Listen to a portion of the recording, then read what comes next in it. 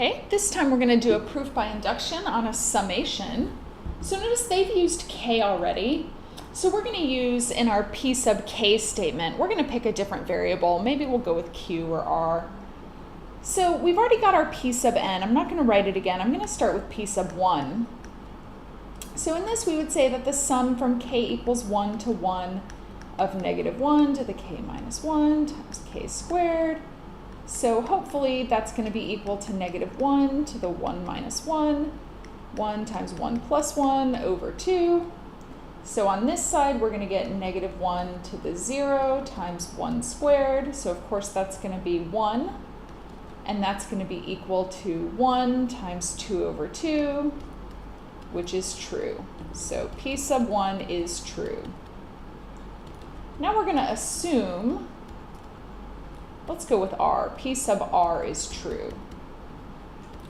That implies that the sum from k equals 1 to r of negative 1 to the k minus 1, k squared, is equal to negative 1 to the r minus 1. Maybe I should have picked a letter that doesn't look so much like n. If you write fast, r times r plus 1 over 2. Okay, so now let's show p sub r plus 1 is true. So this is going to imply that the sum from k equals 1 to r plus 1, negative 1 to the k minus 1, k squared, is equal to negative 1 to the r plus 1 minus 1, so that'll be to the r plus 1, r plus 2 over 2. So with a summation, I know I have to use my previous line, so somehow I want to get this. Well, I know that the sum from k equals 1 to r plus 1, that's just the sum from k equals 1 to r of negative 1, k minus 1, k squared, plus this term when I include r plus 1. So negative 1 to the r plus 1 minus 1, so that's going to be r times r plus 1 squared. All right, so this allows me, again, I'm looking at my left-hand side here. So this allows me to substitute. I'm going to replace with this. So negative 1 to the r minus 1, r plus 1 over 2, plus negative 1 to the r plus 1 squared.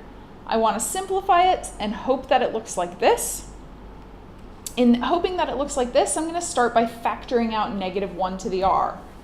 So negative 1 to the r, and I'm also going to factor out, I see r plus 1 in common. I also have an r plus 1 here, so I'm going to take that out as well and see what I'm left with.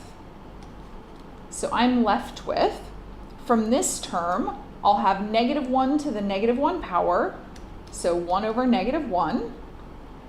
I factored out the r plus 1, so I'm going to take that away, so I'll have times r over 2.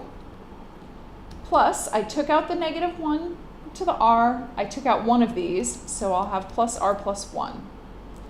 All right, so now, I guess I didn't need a bracket. I'm going to make a common denominator. My common denominator is going to be 2. So I'll end up with 2r plus 2 minus r, because I have the minus over here, all over 2 times r plus 1 times negative 1 to the r, and this turns into r plus 2. So it's equal to my right-hand side. So we have proven p sub r plus 1 to be true.